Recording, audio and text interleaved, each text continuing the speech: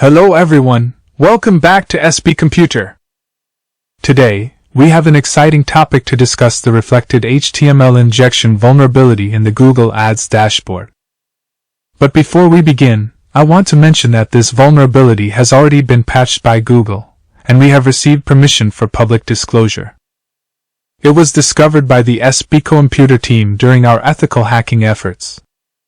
So, what exactly is this vulnerability?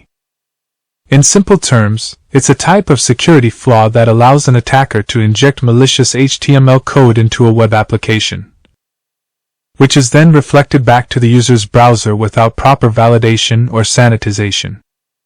This could potentially allow the attacker to execute malicious code and perform unauthorized actions. In the case of the Google Ads dashboard, this vulnerability could have allowed an attacker to inject malicious JavaScript code into the Add a Note section, which is used to create notes for campaigns or ads. This could have led to the execution of the injected code when the note was viewed or edited, potentially allowing the attacker to manipulate the dashboard or perform unauthorized actions. However, I want to emphasize that this vulnerability has already been patched by Google, and they have taken appropriate measures to ensure the security of their platform.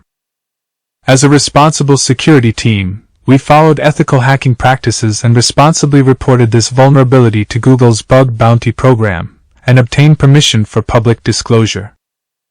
We have also prepared a detailed proof of concept report, which you can download from the link provided in the video description. If you're interested in learning more about penetration testing or bug bounty hunting, we also offer classes with a comprehensive syllabus available in the video description. It's a great way to earn money ethically by helping companies identify and fix security vulnerabilities. Our classes are open to interested students from all backgrounds, including C++. Now, without further ado, let's dive into the POC video and see how this vulnerability was discovered and exploited.